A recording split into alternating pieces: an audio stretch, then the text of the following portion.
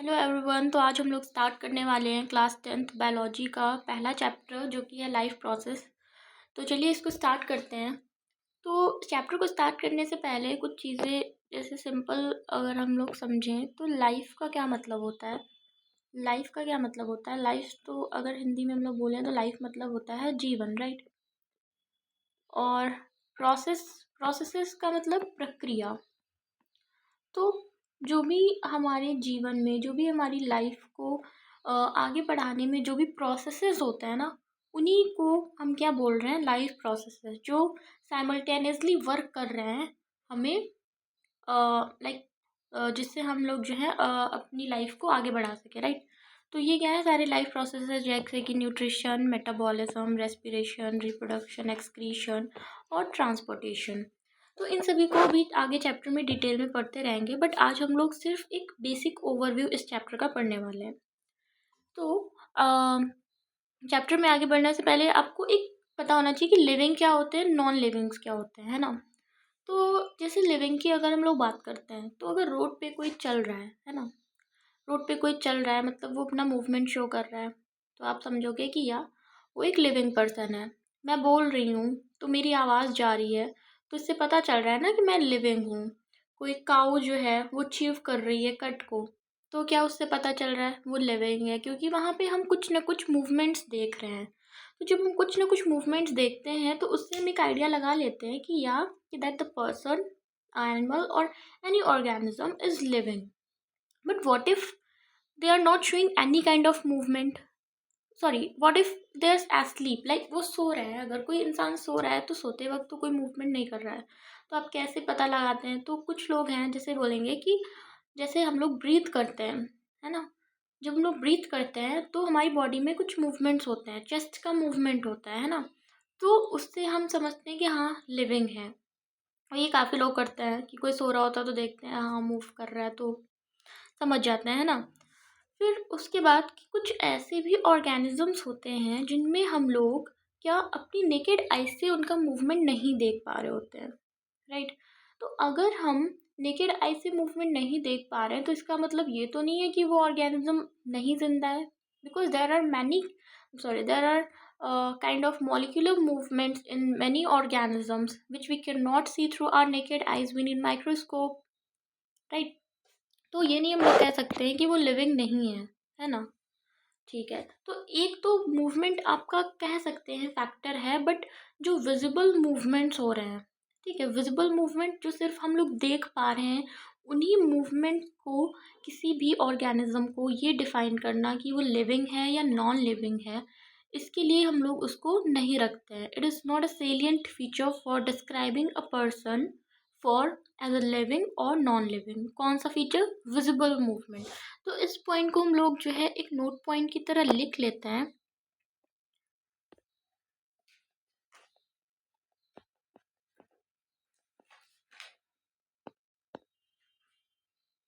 ठीक है, क्या नोट है? Visible movements.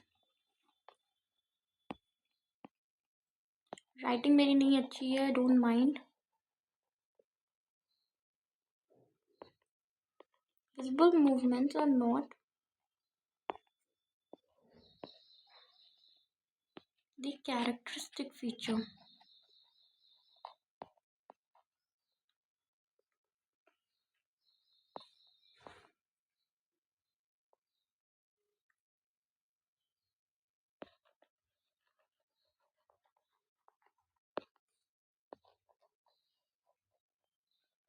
For defining,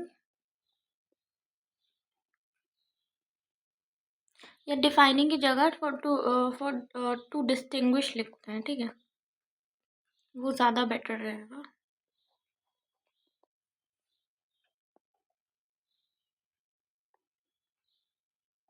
to distinguish between living and non living, ठीक है। लिविंग एंड नॉन लिविंग के बीच में ये जो है विजिबल मूवमेंट से हम लोग सिर्फ अगर विजिबल मूवमेंट देखें तो उससे हम लोग ये डिफाइन नहीं कर सकते हैं। चलिए आगे देखते हैं। अब हम लोग लिविंग एंड नॉन लिविंग में कुछ डिफरेंसेस देखते हैं।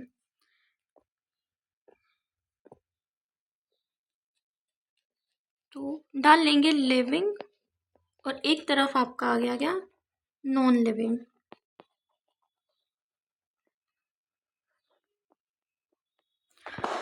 तो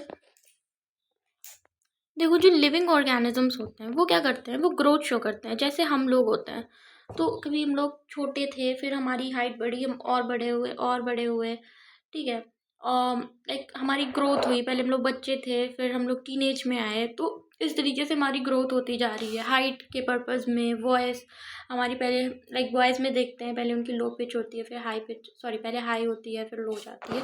तो मतलब हमारी ग्रोथ हो रही है। बट नॉन लिविंग के केसेस में जो होता है, ग्रोथ नहीं होती। अब ऐसा नहीं है कि ऐसा कह दें कि मैम एक बोर्ड लगा है, नीचे रखा है, फिर इस पे जो है ईंटें लगा दें तो वो उसकी हाइट बढ़ गई तो ये ग्रोथ हो गई। तो ये तो हम एक्सटर्नली उसको कर रहे हैं ना, तो उसको हम लोग ग्रोथ नहीं मानते हैं।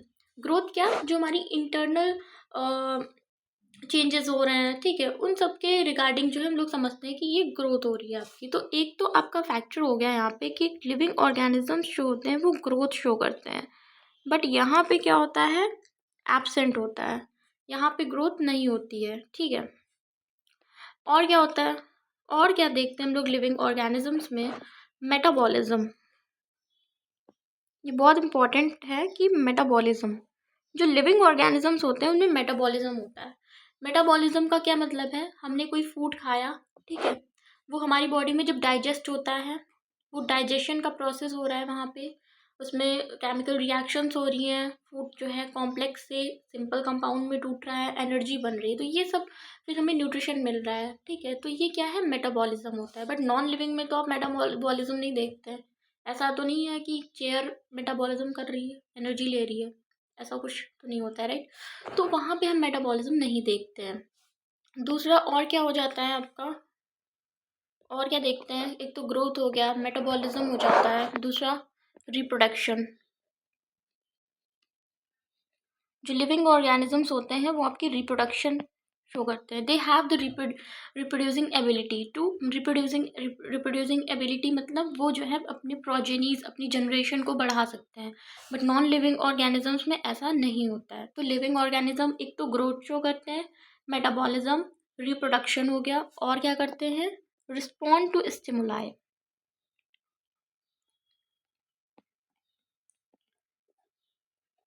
Respond to stimuli, respond to stimuli से क्या समझते हैं, जैसे कि आप कोई गर्म चीज़ है, तो अगर आपका उस पर हाथ लग जाता है तो आप तुरंत अपना हाथ हटा लेते हैं क्या, कि अरे ये तो गर्म है। तो क्या हुआ, आपने रिस्पॉन्ड किया, जो आपको स्टिमुलस मिला, स्टिमुलस क्या था, वो गर्म चीज़, जिससे आपको गर्माहट महसूस हुई। तो आपके नर्व्स ने आपको क्या दिया, ऑर्डर किया कि हाथ हटा लो, है ना, आपने फिर उससे क्या किया, रिस्पॉन्ड किया। तो ये चीज़ें जो होती हैं सिर्फ लिविंग ऑर्गेनिजम्स में देखी जाती हैं, नॉन लिविंग में ये नहीं होता है, ठीक है। तो एक तो आपका ग्रोथ हो गया, लिविंग और नॉन लिविंग में growth, metabolism, reproduction, respond to stimuli. Growth मतलब जैसे कि हम ग्रो कर रहे हैं, नॉन लिविंग ऑर्गेनिजम्स ग्रो नहीं करते हैं। मेटाबॉलिज्म, फूड हमने लिया, खाया, उसको सिंपल कंपाउंड्स में ब्रेक किया, फिर हमें एनर्जी मिल रही है, तो ये आपका मेटाबॉलिज्म हो गया, जो सिर्फ नॉन लिविंग में पाया जाता है। रिप्रोडक्शन, अपने खुद के ऑफस्प्रिंग्स प्रोड्यूस करना, प्रोजेनीज प्रोड्यूस करना, एंड अपनी जनरेशन को जो है आगे बढ़ाना, ये नॉन लिविंग्स में नहीं होता। एंड आपका ये क्या हो गया, रिस्पॉन्ड टू स्टिमुलाई। और आपका आ जाता है सेलुलर स्ट्रक्चर्स, ठीक है, ये सेलुलर ऑर्गेनाइजेशन,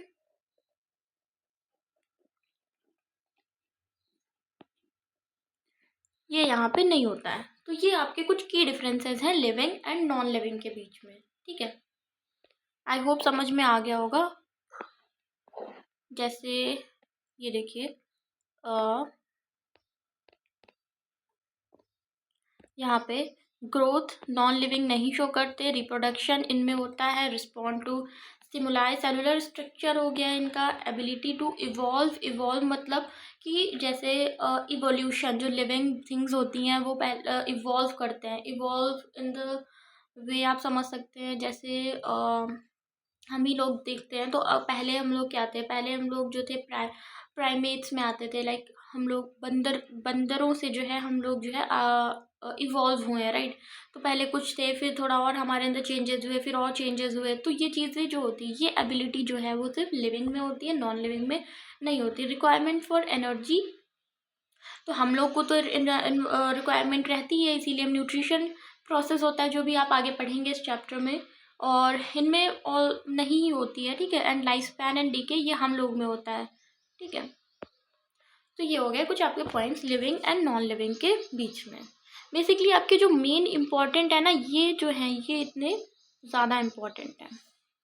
एग्जाम्स में भी अगर पूछा जाता है तो आप ये लिख देते हैं तो सही रहेगा। Growth, reproduction, metabolism, response to stimuli and cellular structure. चलिए, ये हो गया। अब अगर लिविंग एंड नॉन लिविंग की बात कर रहे हैं हम लोग यहाँ पे, तो अब एक और आता है यहाँ पे क्या, जो वायरस की अगर हम लोग बात करते हैं, ठीक है, वायरसेस। तो वायरसेस जो होते हैं ना बेटा, उनको हम लोग जो है ट्रू लिविंग नहीं मानते हैं, ठीक है। They are not considered as true living organism. क्यों? क्योंकि देखो, जो वायरस होता है ना, इन्फेक्ट करने से पहले की अगर हम लोग बात करते हैं, तो उसमें कोई भी ग्रोथ नहीं हो रही होती है, ठीक है।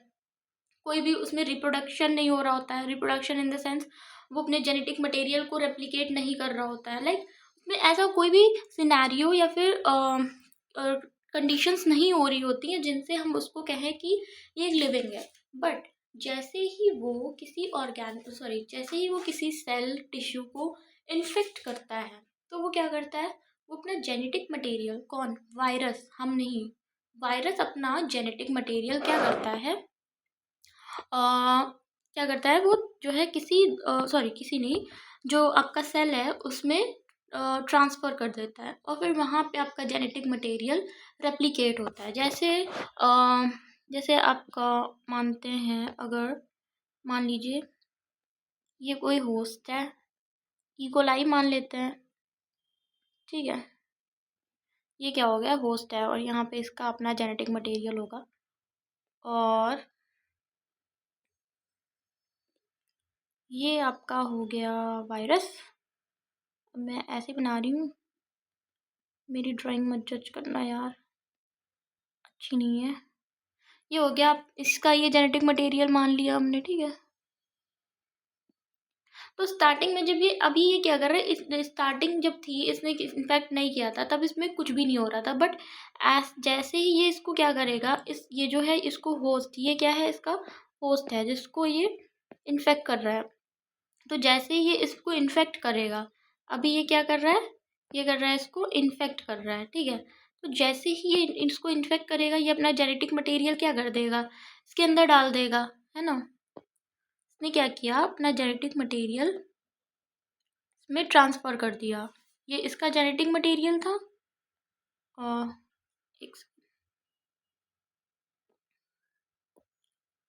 और ये था आपका,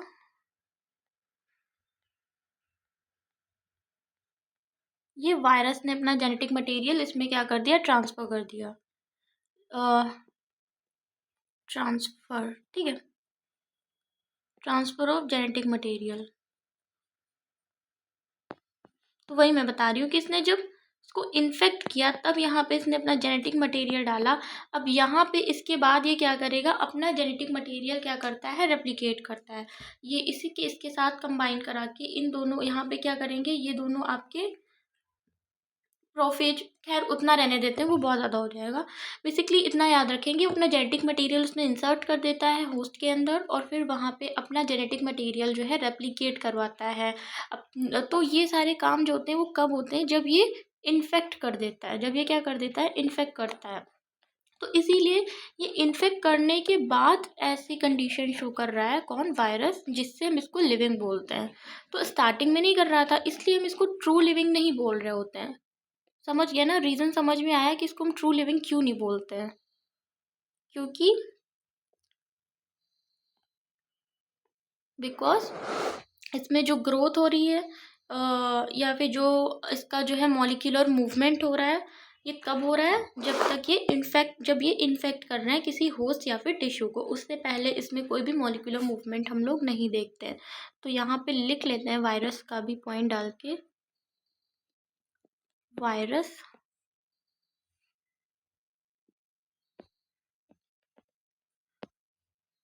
they are not true living, ठीक है। और इसी के नीचे इसका हम लोग रीज़न लिख लेंगे। रीज़न क्या है? They show no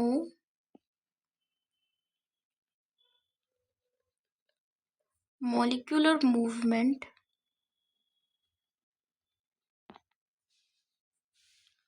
until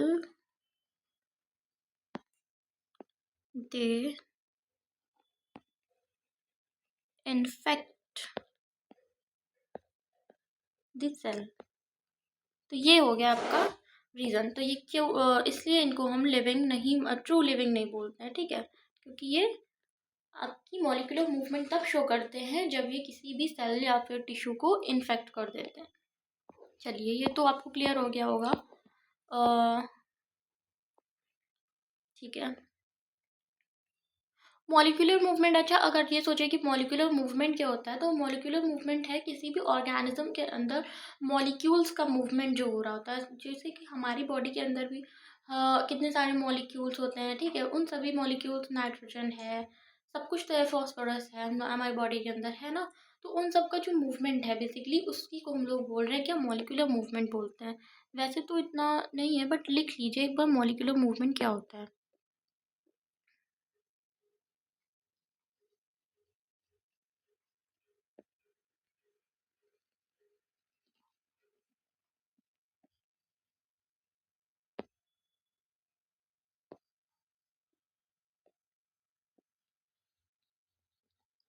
movement of molecules inside the organism।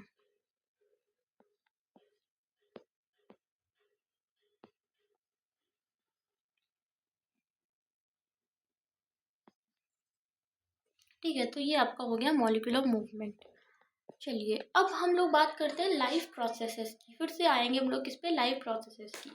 तो देखो, कुछ हमारी बॉडी में क्या होते हैं? फंक्शंस होते हैं, कुछ मेंटेनेंस फंक्शंस होते हैं जो हमारी बॉडी में कंटिन्यूअसली हो रहे होते हैं, जिससे हम जिंदा हैं, जिनकी वजह से ही हम जिंदा हैं। जैसे कि अब क्या फंक्शंस हैं? जैसे आप बैठे हो, तो अब क्या क्या क्या फंक्शंस आपकी बॉडी में हो रहे हैं, तो खुद ही समझो ना क्या फंक्शंस हो रहे हैं। ब्रीथ कर रहे हैं हम लोग, ठीक है। हमारी बॉडी के अंदर रेस्पिरेशन कंटिन्यूअसली हो रहा है ना, ब्रीदिंग हो रही है। मेटाबॉलिज्म हो रहा है, ठीक है। मेटाबॉलिज्म नहीं होगा तो हमें न्यूट्रिशन कैसे मिलेगा? तो न्यूट्रिशन का प्रोसेस चल रहा है हमारी बॉडी में, है ना। एक्सक्रीशन होता है। तो ये सारी चीज़ें क्या हो रही हैं? और ट्रांसपोर्टेशन की जो एनर्जी है, ऑक्सीजन है, वो हर सेल्स तक जा रही है, तभी तो सारे ऑर्गन्स फंक्शन कर पा रहे हैं। समझ रहे हो ना कि मेंटेनेंस फंक्शंस क्या हैं? मेंटेनेंस फंक्शन मतलब जो हमारी बॉडी को मेंटेन रख रहे हैं, है ना।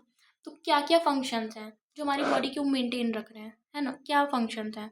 तो जैसे क्या फंक्शंस मैंने बताए अभी।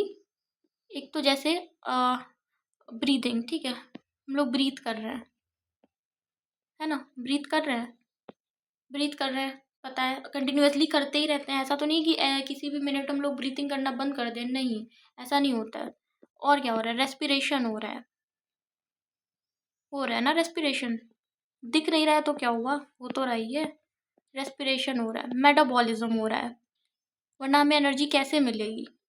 इतना काम करते हैं तो, ठीक है। ये सारे कुछ चीज़ें आपकी हो रही हैं बॉडी में।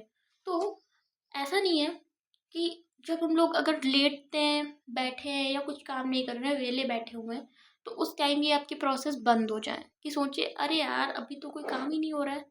बॉडी कह रही है कि अभी तो कोई काम ये कर नहीं रहा है, तो कुछ देर के लिए जो है ब्रीदिंग बंद कर देते हैं। ऐसा नहीं होता है भाई, मर जाएंगे हम लोग। तो ऐसा नहीं है, ठीक है। ये सारे तो मतलब बेसिकली बात ये है कि ये सारे जो प्रोसेसेस हैं ये कंटिन्यूअसली होते रहते हैं, चाहे हम सो रहे हों, चाहे हम बैठे हों, चाहे नाच रहे हों, खा रहे हैं, कूद रहे हैं, कुछ भी कर रहे हैं, बट ये सारे प्रोसेस कंटिन्यूअसली चल रहे होते हैं। अगर ये प्रोसेस बंद हो जाएंगे तो क्या होगा, हम भी बंद हो जाएंगे, इसलिए ये प्रोसेस बंद नहीं होते हैं। जिस दिन बंद हो जाए तो मतलब समझ लीजिए हम लोग बंद हो गए हैं। ठीक है, चलिए, ये तो वही मजाक की बात। तो अब लाइफ प्रोसेसेस क्या होते हैं। अब अगर लाइफ प्रोसेस की डिफिनेशन आप लिखें तो the processes which performed the processes which together perform this maintenance job, ठीक है, उनको हम क्या बोल रहे हैं, लाइफ प्रोसेसेस। मतलब वो सारे प्रोसेसेस जो एक साथ मिल के हो रहे हैं हमारी बॉडी को मेंटेन करने के लिए, उन्हीं को हम लोग बोल रहे हैं लाइफ प्रोसेसेस। जैसे न्यूट्रिशन, रेस्पिरेशन, ट्रांसपोर्टेशन हो गया, एक्सक्रीशन हो गया, तो ये सारे प्रोसेसेस मिलकर क्या है, लाइफ प्रोसेसेस है, क्योंकि ये सारे प्रोसेसेस साइमल्टेनियसली टुगेदर हो रहे हैं फॉर मेंटेनिंग आवर बॉडी, तो इन्हें हम क्या बोल रहे हैं, लाइफ प्रोसेसेस बोल रहे हैं। इसकी डेफिनेशन लिख लेते हैं हम लोग। आई होप कि आप लोग बोर नहीं हो रहे होगे, बोर मत होना, बहुत लंबा नहीं लेक्चर दूंगी मैं, थोड़ी देर है, थोड़ा और पढ़ लेते हैं, फिर उसके बाद छुट्टी। लाइफ प्रोसेसेस, मेरे साथ साथ बोलते रहिएगा, ठीक है। द प्रोसेस, लिखते रहिए, बोलते रहिए। The process which together, the process which together performs this maintenance job। Maintenance job का क्या मतलब है, हमारी बॉडी को मेंटेन रख रहे हैं, ठीक है। मेंटेनेंस जॉब, उनको हम लोग क्या बोल रहे हैं, लाइफ प्रोसेसेस बोल रहे हैं। अब लाइफ प्रोसेसेस तो वैसे तो इन सबको आप डिटेल में पढ़ेंगे, लिख लीजिए, जैसे कि आपका हो गया न्यूट्रिशन हो गया, ठीक है, और क्या हो गया, रेस्पिरेशन हो गया,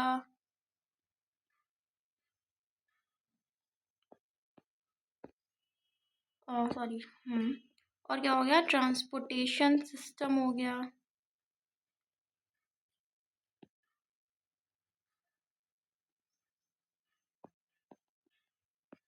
ये सारे कुछ आपके सिस्टम जो है, इन्हीं को हम मतलब ये सारा जो भी प्रोसेसेस है इन्हीं को हम लोग लाइफ प्रोसेसेस बोल रहे हैं, और ये सारे आपके टुगेदर परफॉर्म हो रहे हैं हमारी बॉडी को मेंटेन रखने के लिए, तो ये हो गया क्या, लाइफ प्रोसेस, ठीक है। अब देखो, चलिए ये तो हो गई इसकी बात। अब अगर हम लोग देखें कि नहीं, वहाँ पे नहीं, पहले यहाँ पे एक दूसरी चीज़ की, यूनिसेलुलर ऑर्गेनिज्म और मल्टी सेलुलर ऑर्गेनिजम्स क्या है उसको हम लोग पढ़ लेते हैं। तो यूनिसेलुलर ऑर्गेनिज्म क्या होता है, यूनिसेलुलर ऑर्गेनिज्म, यूनी मतलब क्या है, यूनी मतलब सिंगल है ना, सेलुलर मतलब सेल, ऑर्गेनिज्म मतलब तो ऑर्गेनिज्म होता है। ये तोड़ के देखिए वर्ड्स को ना, तो आपको समझ में आएगा ये कहना क्या चाह रहा है। तो कुछ चीज़ें तो आप ऐसे ही समझ जाओगे, ग्लिच कर रहा है, सॉरी, यूनिसेलुलर ऑर्गेनिज्म, ठीक है। तो मैं क्या बता रही थी, मैं बोल रही थी कि यूनी मतलब क्या, यूनी मतलब वन या सिंगल, ठीक है। सेलुलर मतलब क्या, सेल्ड या सेल, तो सिंगल सेल ऑर्गेनिज्म है ना। अब आप ही बताइए कि अगर एक सिंगल सेल है तो ऐसा तो नहीं है कि वो कोई अपना न्यूट्रिशन का इंतज़ाम नहीं करेगा, या उसमें जो वेस्ट प्रोडक्ट्स, बाय प्रोडक्ट जो भी हार्मफुल होंगे या यूज़लेस है उसको बाहर नहीं निकालेगा, ऐसा तो नहीं होगा भाई, उसको भी तो ये सब करना है, आखिर है तो वो भी एक एक सेल का ऑर्गेनिज्म ही, तो वो क्या करेगा, कैसे करेगा, इसी सेल से उसको सब कुछ परफॉर्म करना है ना। कोई एक्स्ट्रा सेल तो खरीद के नहीं ले आएगा कि मेरे पास तो एक ही सेल है, मैं दूसरा खरीद के ले आता हूँ, मुझे बहुत काम है, नहीं, वो उसी सेल से अपना मैनेज करेगा। है ना। तो यहाँ पे क्या है कि ये जो यूनिसेलुलर ऑर्गेनिजम्स होते हैं दे परफॉर्म ऑल फंक्शन जैसे न्यूट्रिशन एक्सक्रीशन ये जो भी है, ठीक है, through a single cell only. Simple diffusion इनमें होता है। इनमें क्या होता है, इनमें होता है आपका, सॉरी सॉरी, हट तो नहीं गया, हाँ, इनमें क्या होता है, सिंपल डिफ्यूजन होता है, ठीक है। इनमें होता है बेटा आपका सिंपल डिफ्यूजन, ठीक है, सिंपल डिफ्यूजन होता है। और दूसरा, ये अपने सारे फंक्शंस एक ही सेल से परफॉर्म करते हैं। They perform their all important functions through a single cell. जब एक ही सेल है तो एक ही सेल से तो परफॉर्म करेंगे, हैं, दो सेल तो नहीं लेके आ जाएंगे। दे परफॉर्म ऑल फंक्शंस लाइक, कुछ जैसे न्यूट्रिशन हो गया, एक्सक्रीशन हो गया, थ्रू वन सेल। बेचारे एक ही सेल से सारा काम कर रहे हैं, कितना थक जाते होंगे ना। कोई बात नहीं, हम इसमें हेल्प भी नहीं कर सकते हैं कुछ। चलिए ठीक है, तो they perform all functions like nutrition excretion through one cell. ये सेल लिखा है, ऑल नहीं लिखा है यार, क्या बताऊँ मैं, मेरी इतनी गंदी राइटिंग है, मैं खुद बहुत परेशान हूँ अपनी राइटिंग से। ये ये ये ये ठीक है। तो अब इसका रीज़न क्या है, ये आपके एग्जाम्स में एक वन वर्ड क्वेश्चन की तरह आ सकता है कि इसका रीज़न क्या है कि वो सिंगल सेल से ही परफॉर्म कर रहे होते हैं, क्योंकि इनके जो सेल्स होते हैं ना वो डायरेक्ट कांटेक्ट में है एनवायरनमेंट के। तो ये इसका रीज़न है कि their all cells are in direct contact with the environment, that's why they perform all the functions through a single cell via simple diffusion, ठीक है। तो इसका रीज़न डाल के लिख लेते हैं। रीज़न क्या है, सॉरी, हाँ, रीज़न क्या है, their cells are in direct contact with the environment, ठीक है।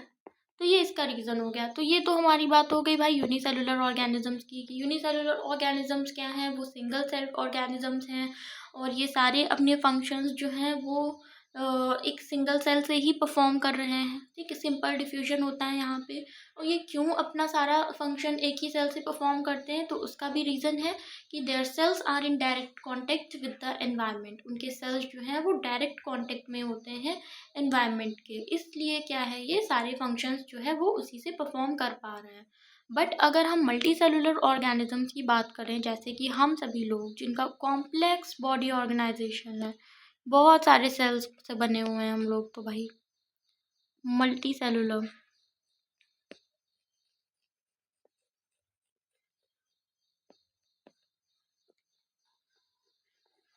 Multi cellular organism.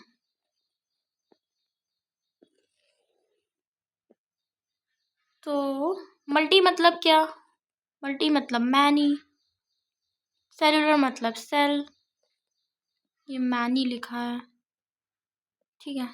सेलुलर मतलब सेल, सेल,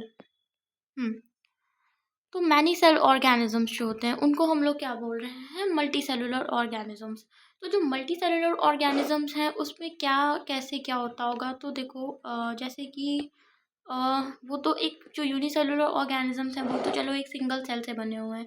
इनमें क्या होता है, जैसे सेल है कुछ ऑर्गेनिज्म में, फिर सेल एग्रीगेट करके बना रहे हैं आपका टिश्यू, ठीक है। फिर टिश्यूज़ के एग्रीगेशन को हम लोग बोल रहे हैं ऑर्गन्स, ठीक है। ऑर्गन का एग्रीगेशन हो गया ऑर्गन सिस्टम। ऑर्गन सिस्टम में क्या है कि सारे यहाँ पे स्पेशलाइज्ड ऑर्गन्स होते हैं फॉर स्पेसिफिक फंक्शंस, ठीक है, पर्टिकुलर फंक्शन। तो लिख लेते हैं ये पॉइंट, स्पेशलाइज्ड या स्पेशलाइज्ड ऑर्गन्स। यहाँ पे क्या है आपके स्पेशलाइज्ड ऑर्गन्स होते हैं मल्टी सेलुलर ऑर्गेनिज्म में फॉर पर्टिकुलर फंक्शंस।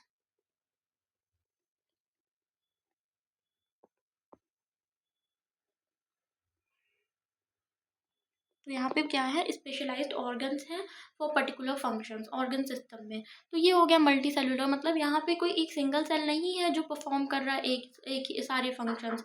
यहाँ पे बहुत सारे सेल्स मिलके टिश्यू बना रहे हैं, टिश्यूज मिलके ऑर्गन्स बना रहे हैं, और हर ऑर्गन जो होता है एक,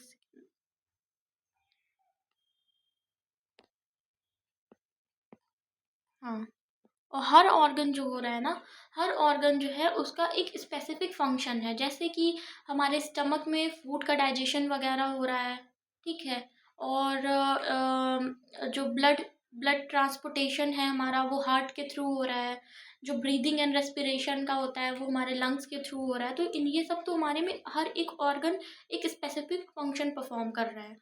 तो यहाँ पे क्या होता है, एक सिंगल सेल क्यों नहीं परफॉर्म कर पाता है सारे फंक्शंस, क्योंकि जो मल्टी सेलुलर ऑर्गेनिजम्स हैं इसमें जो सेल्स हैं ना वो डायरेक्ट कांटेक्ट में नहीं है सराउंडिंग के, ठीक है, the cells are not in direct contact with the surrounding.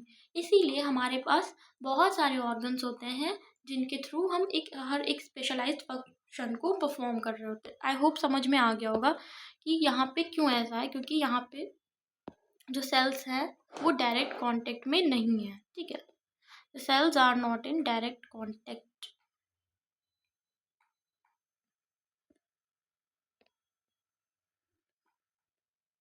भैया मैंने पेन तो चेंज किया है।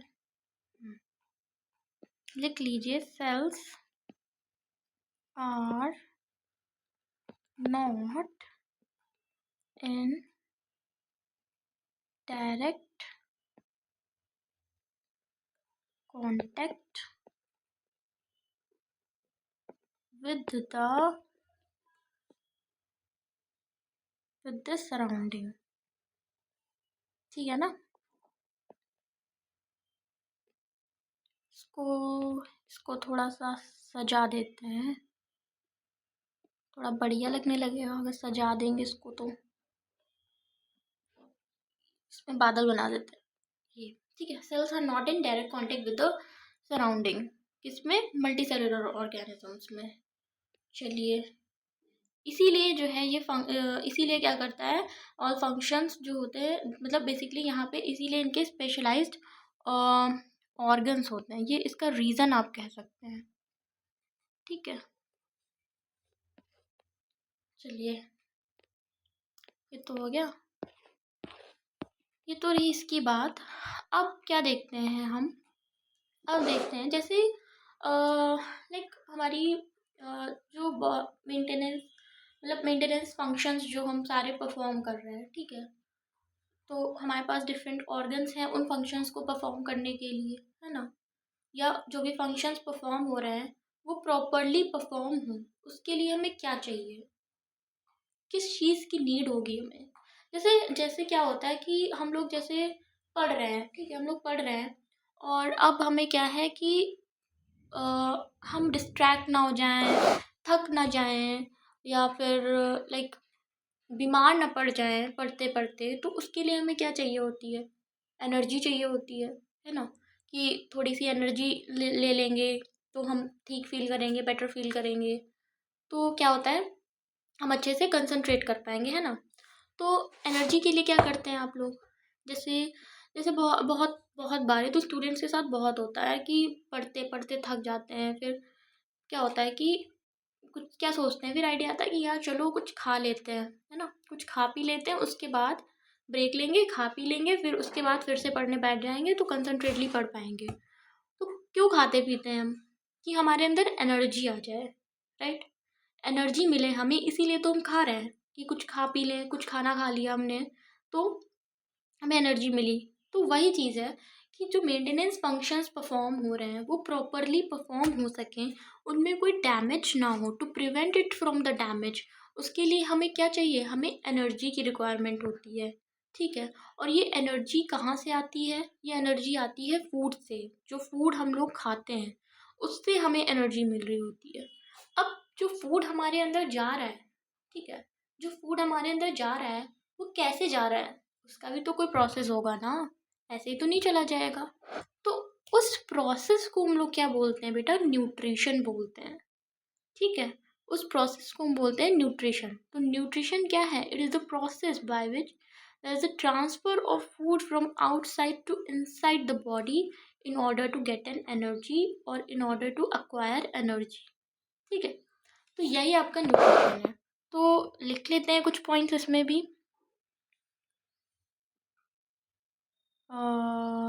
ये वाले पेन से करते हैं। ठीक है। तो मैं क्या बता रही थी, भाई पेन क्यों नहीं बदलता है मेरा। न्यूट्रिशन। ठीक है। तो जो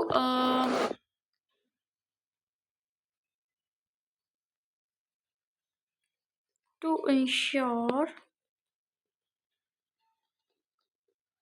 प्रॉपर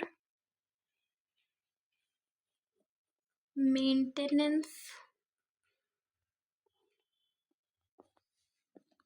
फंक्शंस,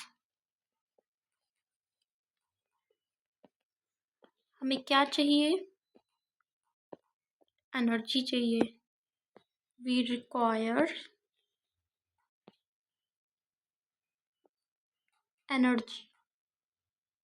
ठीक है। ये एनर्जी कहाँ से आती है, तो we get energy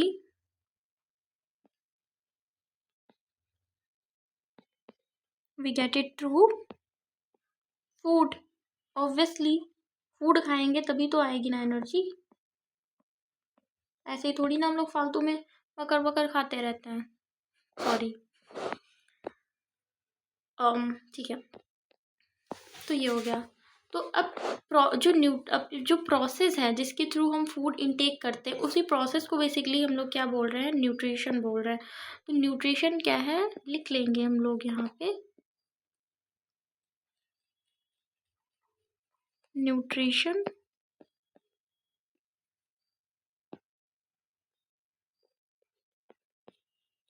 nutrition is the transfer of food from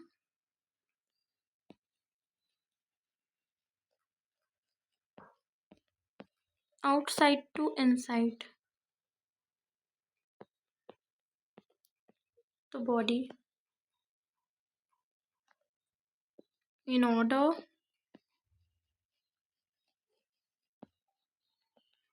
to gain energy. ठीक है।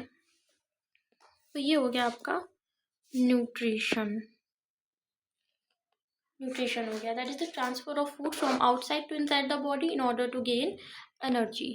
तो अब जो ये जैसे फूड हम लोग जो भी खाते हैं, ठीक है, तो ये जो फूड है, देखो जो आपकी अर्थ है ना, जो लाइफ है अर्थ पे, इट वो कार्बन मॉलिक्यूल्स पे बेस्ड है। ठीक है। तो मोस्ट ऑफ द जो फूड सोर्सेज हम खा रहे होते हैं, कार्बोहाइड्रेट लेते हैं, बहुत स्टार्च हो गया, ये सब बेसिकली सब कार्बन बेस्ड मॉलिक्यूल्स होते हैं। Most of the food sources are carbon based molecules. तो कार्बन बेस्ड मॉलिक्यूल्स हैं।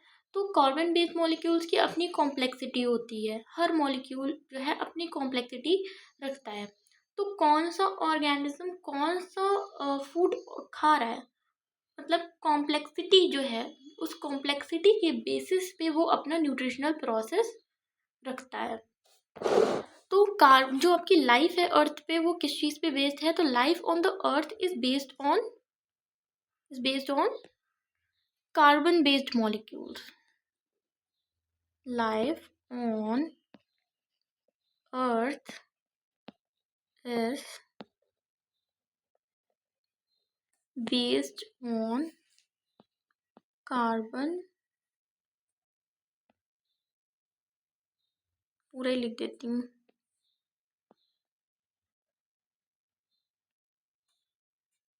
मॉलिक्यूल। और most of the food sources जो हैं वो भी क्या है, कार्बन बेस्ड हैं।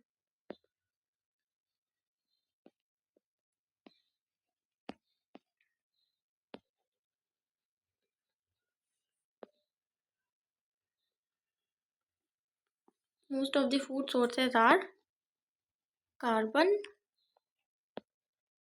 बेस्ड। चलिए ये तो हो गया। अब ये तो रही बात आपकी किसकी, न्यूट्रिशन की। चलिए ठीक है, ये तो हो गया न्यूट्रिशन। अब बात क्या है, अब आपको जो ये एनर्जी है ये तो आपको चलो मिल गई, कैसे, न्यू फूड लिया, बट ऐसा होता है क्या कि हमने फूड से खाया और हमें एनर्जी मिल गई, सीधा हमने फूड खाया और एनर्जी मिल गई, ऐसा तो नहीं होता है ना। तो यहाँ पे आपको एनर्जी प्रोडक्शन के लिए भी प्रोसेस होता है, जो कि आपका एक ऑक्सीडाइजिंग रिड्यूसिंग रिएक्शन है, केमिकल रिएक्शन। तो यहाँ पे तो हम लोग क्या करते हैं, हम लोग बाहर से ऑक्सीजन लेते हैं ना, हम लोग ऑक्सीजन तो लेते ही हैं, सबको ही पता है, बाहर से फ्रॉम आउटसाइड द बॉडी हमने ऑक्सीजन लिया, ठीक है। जो हम कार्बोहाइड्रेट, कार्बन बेस्ड मॉलिक्यूल्स जो भी हम खा रहे हैं वो ऑक्सीडाइज होता है, ठीक है। तो बेसिकली जो आप कॉम्प्लेक्स फूड खाते हैं, ठीक है, वो ब्रेक होता है इनटू द सिंपल मॉलिक्यूल्स, ठीक है। तो ब्रेक उसका वो क्या हुआ, ब्रेक डाउन हुआ into the simple molecules, and यहाँ से हमारी एनर्जी का प्रोडक्शन होता है, ठीक है। यहाँ पे क्या हुआ, एनर्जी प्रोडक्शन होता है। तो ये जो प्रोसेस है, ठीक है, ये जो प्रोसेस है कौन सा, कि the breakdown of the complex substances into the simple substance by acquiring oxygen from outside the body is called respiration। और इसी में जो है आपकी एनर्जी रिलीज होती है, ठीक है। तो ये हो गया आपका क्या, रेस्पिरेशन। रेस्पिरेशन हेडिंग डाल के इसमें लिख लेंगे।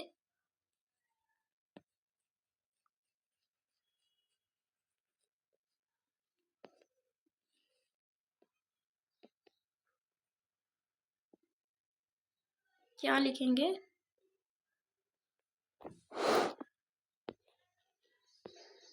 Breakdown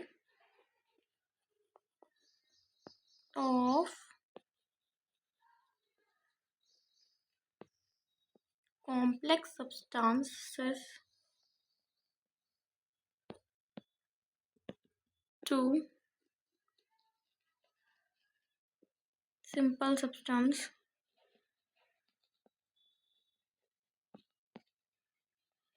by acquiring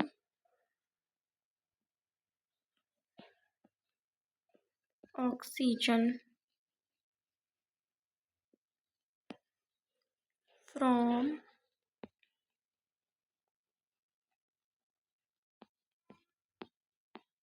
outside the body। तो इसको हम क्या बोलते हैं, रेस्पिरेशन बोलते हैं। जैसे कि जैसे, एक मिनट, जैसे जैसे कार्बोहाइड्रेट्स हो गया, ठीक है, ठीक है। जैसे कार्बोहाइड्रेट हुआ आपका,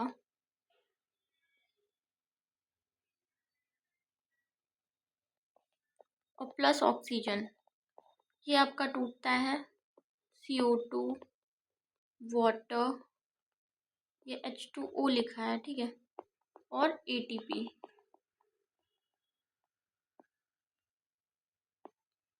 तो ये ATP क्या हो गई, ये एनर्जी प्रोड्यूस करती है।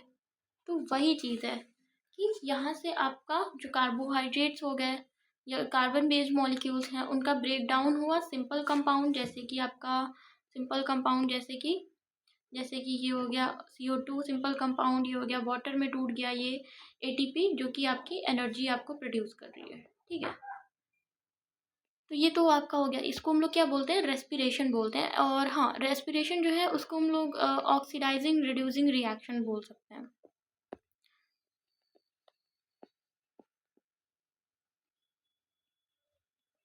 ये आपका हो गया ऑक्सीडाइजिंग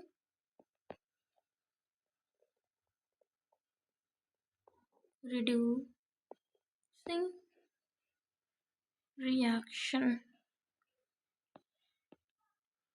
ठीक है।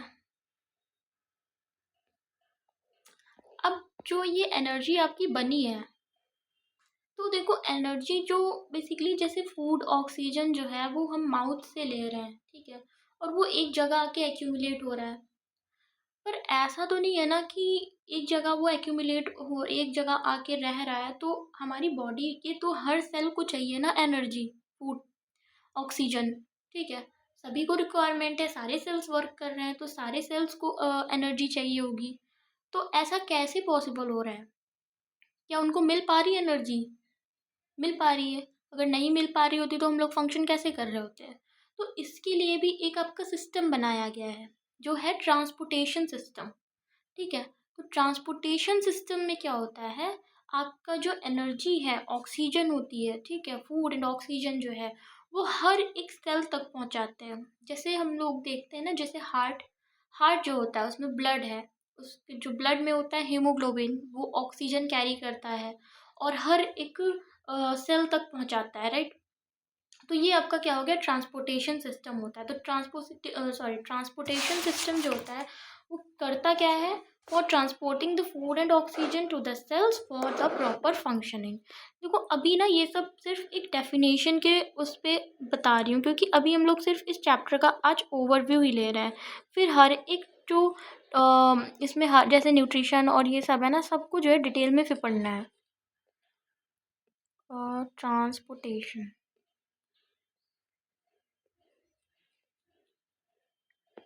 ट्रांसपोर्टेशन सिस्टम, आई नो, देखो मेरी थोड़ी राइटिंग नहीं अच्छी है, बट मैनेज कर लेना यार थोड़ा। जब मैं बोर्ड ले लूँगी तो मैं आपको बोर्ड पे पढ़ाया करूँगी, ऐसे शायद ना समझ में आ रहा होगा। The process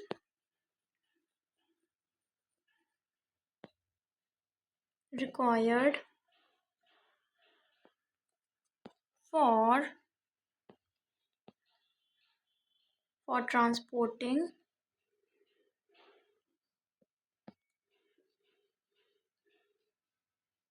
food and oxygen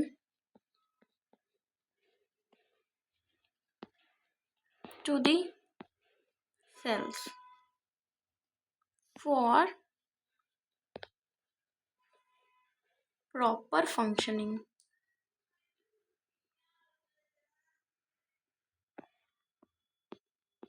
तो ये प्रोसेस, ट्रांसपोर्टेशन सिस्टम क्या है, वो process that is required for transporting the food and oxygen to the cells for proper functioning, ठीक है। प्रॉपर फंक्शनिंग के लिए हर जो सेल है उसको एनर्जी की रिक्वायरमेंट होगी, है ना।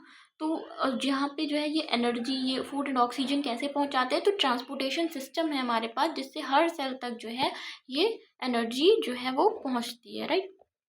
अब दूसरा क्या आता है कि जैसे जो केमिकल रिएक्शंस हमारी बॉडी में हो रही होती हैं, ठीक है, एनर्जी बन रही है, कार्बन ऑक्सीजन रिएक्शन चल रही है तो उसमें एनर्जी बना, CO2 बन रहा है, वाटर बन रहा है।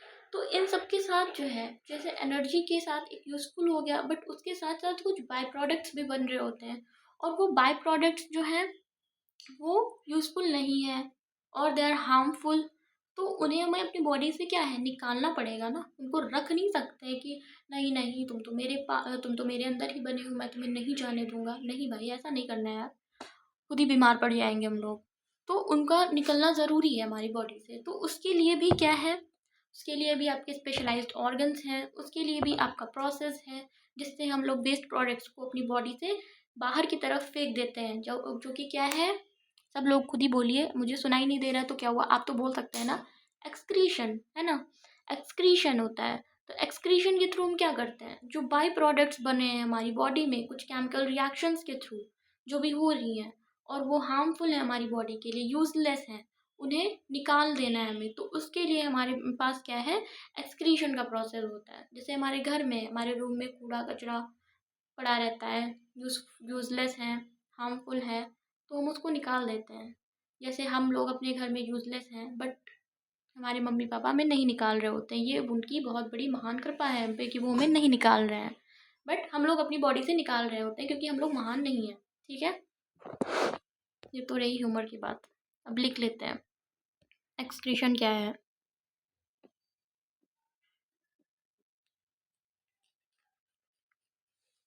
एक्सक्रीशन। तो एक्सक्रीशन क्या हो गया, इसमें क्या लिखेंगे हम लोग कि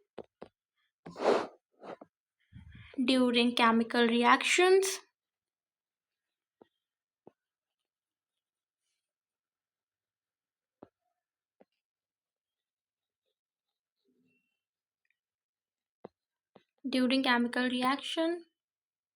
some byproducts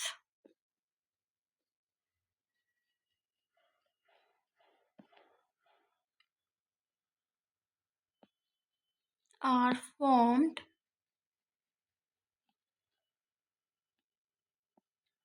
which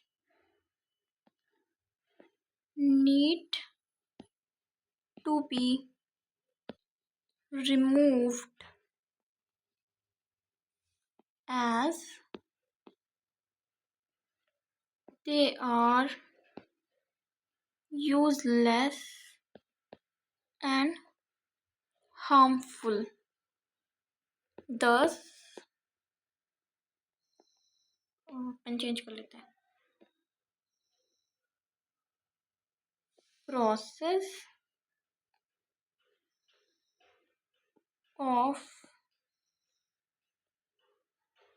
of removal of waste product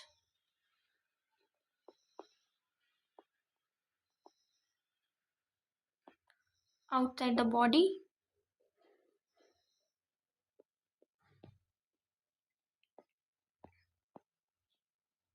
is called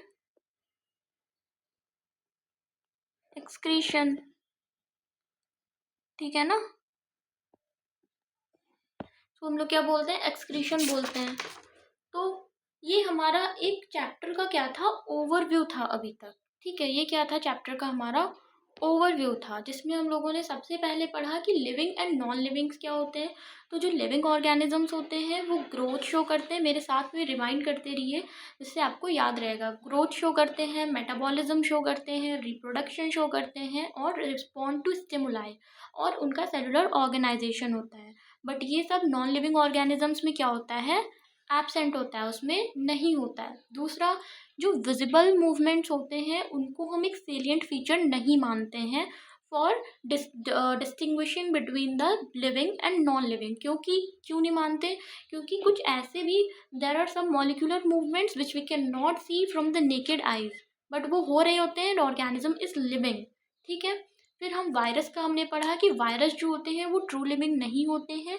क्यों, क्योंकि वो कोई मॉलिक्यूलर मूवमेंट नहीं शो कर रहे होते हैं अनटिल और unless they infect the cell और टिश्यू। ठीक है, फिर हम लोगों ने क्या पढ़ा, फिर हमने पढ़ा unicellular organism. Unicellular organism single celled organism होते हैं, यहाँ पे सिंपल डिफ्यूजन होता है, और सारे ऑर्गेनिजम्स जो होते हैं वो एक ही जो यूनिसेलुलर ऑर्गेनिज्म है, they perform all the functions like nutrition and excretion through a single cell. क्यों, क्योंकि उनके सेल्स जो हैं they are in direct contact with the environment. Multi cellular organisms क्या होते हैं, जो मैनी सेल्ड ऑर्गेनिजम्स होते हैं, और उनका एक कॉम्प्लेक्स बॉडी ऑर्गेनाइजेशन होता है। सेल होता है, सेल्स एग्रीगेट करके टिश्यू बनाता है, टिश्यूज़ जो होते हैं वो एग्रीगेट करके क्या बना रहे हैं, ऑर्गन, एंड ऑर्गन से आपका ऑर्गन सिस्टम बनता है। तो यहाँ पे ऑर्गन्स जो है there are specialized organ for इस पर्टिकुलर फंक्शंस। क्योंकि यहाँ पे सारे फंक्शंस एक ही सेल से नहीं हो रहे, because the cells are not in the direct contact with the surrounding, क्योंकि वो जो सेल्स हैं आपके वो डायरेक्ट कॉन्टेक्ट में नहीं है सराउंडिंग के साथ। ठीक है, ये हो गया आपका। फिर उसके बाद हम लोग क्या पढ़ रहे थे कि लाइफ प्रोसेसेस क्या होते हैं। तो हमारी बॉडी को मेंटेन करने के लिए, उसको आगे बढ़ाने के लिए यहाँ पे कुछ फंक्शंस होते हैं हमारी बॉडी में, जैसे कि न्यूट्रिशन, एक्सक्रीशन, ट्रांसपोर्टेशन। ये सारे फंक्शंस जो होते हैं ये टुगेदर परफॉर्म हो रहे होते हैं, and these are called the life processes.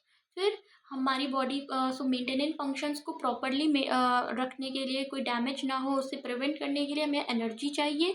ये एनर्जी कैसे मिलती है, फूड से मिलती है, जब हम लोग फूड खाते हैं। ठीक है, तो ये जो प्रोसेस है of transfer of food from outside to inside, इसे हम क्या बोल रहे हैं, न्यूट्रिशन बोल रहे हैं। ठीक है, और हमारी जो लाइफ है अर्थ पे, it is based on the carbon.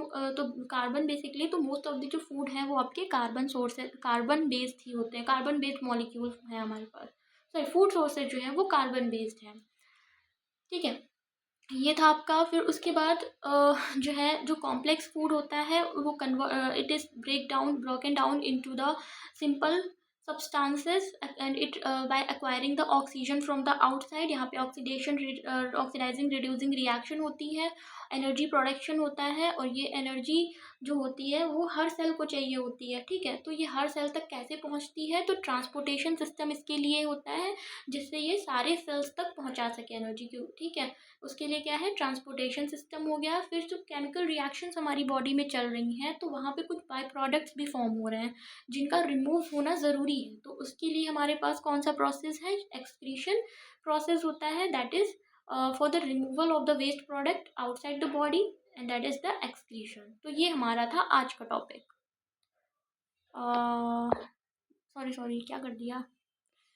ठीक है, मेरे पास एनसीईआरटी की रीडिंग लाइंस है, मैं इफ़ यू विश तो मैं वो भी पढ़ा देती हूँ यार, पढ़ा ही देती हूँ। टाइम थोड़ा सा और लग जाएगा, बस ज़्यादा नहीं।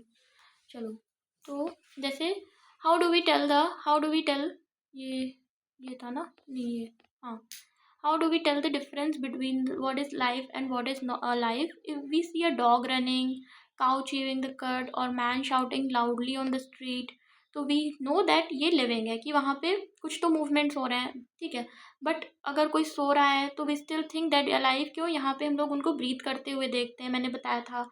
हाँ, ये भी कि प्लांट्स जैसे कि हैं जो ग्रीन है, प्लांट्स उसमें हम कहते हैं कि वो ग्रीन है, फोटोसिंथेसिस हो रही है, लीफ के कलर से बता देते हैं। बट जो नहीं ग्रीन है उनके लिए क्या होता है, हम उनसे बताते हैं कि वहाँ पे ग्रोथ हो रही होती है, तो उनसे हम समझ जाते हैं कि हाँ ये आपके अलाइव है। In other word we tend to think some sort of movement. Basically हम लोग मूवमेंट, ग्रोथ रिलेटेड चीज़ों से समझते हैं कि ये अलाइव है या नहीं। बट प्लांट जो विजिबली ग्रोइंग नहीं है, ठीक है, वो भी तो अलाइव है। कुछ ऐसे हैं that can breathe without visible movement. तो यहाँ पे ये देखो, ये लाइन मैंने बताई थी जो इसको कोई और लाइट, हाँ, ये visible movement are the defining as the defining character of life is not enough. ठीक है, वही कि इनको हम as a defining character enough नहीं मानते। ठीक, फिर दूसरा है यहाँ पे आपका movements are very on small scale are will be invisible to the naked eyes. Naked eyes से हम लोग नहीं देख सकते। फिर ये viruses do not show any molecular movement in them until they in fact some cell. इसलिए partly why there is controversy about whether they are truly alive और नॉट। तो इनको हम लोग ट्रू लिविंग नहीं मानते हैं। ठीक है, ये वाला पार्ट मैं बाद में बताऊंगी, अभी यहाँ से पढ़ते हैं ये। ठीक है, तो the maintenance functions of living organism must go on even they are not doing anything particular, even we are just sitting. हाँ, चाहे हम लोग नॉर्मली बैठे हों क्लास में, ठीक है, even we are just asleep, the maintenance job has to go. तो the process which together perform this maintenance job, उनको हम लोग क्या बोल रहे हैं, life process. Since these maintenance process are needed to prevent the damage and breakdown, तो energy need होती है। energy कहाँ से आती है, outside of the body. So there must be the process to transfer the source of energy from outside the body. तो उसको हम लोग क्या बोल रहे हैं, process को nutrition बोलते हैं। ठीक है, if the body size of the organism is to grow, the additional raw material will also be needed from outside. Our life on earth depends on the carbon based molecule and most of the food sources are carbon based. मैंने बताया था depending on complexity different organism जो होते हैं different kind of nutritional processes उनके होते हैं। ठीक, ये हो गया। फिर outside the source of the energy could be quite varied since the environment is not under control of the individual organism. क्योंकि अब मतलब जो आउटसाइड सोर्सेज हैं एनर्जी के, वो वैरी कर सकते हैं, कुछ बहुत कॉम्प्लेक्स होते हैं, कुछ लिटिल बिट कम कॉम्प्लेक्स होंगे, तो वैरी करते हैं, क्योंकि जो बाहर की कंडीशंस हैं वो हमारे कंट्रोल में नहीं है। तो these source of energy therefore needed to be broken down or built up in the body and must be finally converted to uniform source, वही simple substances। ठीक है, यूनिफॉर्म सोर्स का मतलब यहाँ पे क्या है, सिंपल सब्सटेंस। कहाँ लिख दूँ, पर लिख देती हूँ, सिंपल सब्सटेंस। ठीक है, ठीक है, हाँ, that can be used by various molecular structure, sorry molecular movement. For this, series of chemical reaction in the body are necessary. Oxidizing, reducing reactions are some of the common chemical means to break down. तो for this many organisms use oxygen source from outside. मैंने बताया था for breakdown we acquire oxygen from the outside, and the process of acquiring oxygen from outside to use it in this process of breakdown of food sources for cellular need is what we call respiration. ठीक है, फिर क्या है आपका, और है यहाँ पे, हाँ अब ये in case of single celled organism no specific organ for taking in food, exchange of gases और removal of waste may be needed because of the entire surface of the organism is in contact with the environment. तो no specific organ, कोई specific organ नहीं होता है यहाँ पे. जो removal of waste है और एक्सचेंज ऑफ गैसेज है वो सब एक ही सेल से हो रहा है, क्योंकि इनका जो एंटायर सरफेस है, ठीक है, पूरा सरफेस जो होता है ऑर्गेनिज्म का is in contact with the environment. But जैसे जैसे साइज बढ़ता है, जैसे multi cellular organism, all the cells में not be in direct contact with the surrounding environment, तो यहाँ पे सिंपल डिफ्यूजन जो है उससे काम नहीं चलने वाला. The simple diffusion will not meet the requirements of all the cells. फिर है आपका ये हाँ, we have seen previously how in multicellular organisms various body parts have specialized functions they perform. We are familiar with the idea of these specialized tissue with their organization in the body. It is therefore not surprising कि uptake of food and oxygen will also be the function of specialized tissue. कि जो जैसे multicellular organisms हैं उसमें uptake जो है food and oxygen का, वो भी एक कोई specialized tissue ही कर रहा होगा, है ना. उसमें तो सब एक ही सेल से हो रहा था, बट जो मल्टी सेलुलर ऑर्गेनिज्म है उसमें स्पेशलाइज्ड टिश्यू है कोई, जो food Uptake of the food and oxygen का भी काम कर रहा है. तो मतलब एक ही जगह पे वो जा रहा है. Since food and oxygen are not taken up at one place in the body, but हमारे तो सारे बॉडी पार्ट्स को चाहिए, while all the parts of the body need them. So this situation creates a need for the transportation system carrying food and oxygen from one place to another in the body. फिर excretion होगा कि when chemical reactions use the carbon source and oxygen for energy generation, they create byproducts जो कि useless होंगे या from useless for the cells of the body, but could even भी harmful भी हो सकते हैं. तो these waste products are the source needed to be removed from the body and discarded outside by the process called excretion. तो इतना मैंने पढ़ा है. आई होप आप सभी को क्लियर हो गया होगा. इसके आगे का मैं नेक्स्ट लेक्चर प्रोवाइड करूँगी, तो उसमें आप लोग कंटिन्यू करेंगे, और आई होप कि उस लेक्चर में जब आप आएँ तो इसको रिवाइज करके आएंगे. मैं इसके नोट्स जो है आपको प्रोवाइड कर दूँगी. मेरे पास जो हैंड रिटन नोट्स हैं मैं अटैच कर दूँगी इसमें PDF. So thank you very much and stay tuned.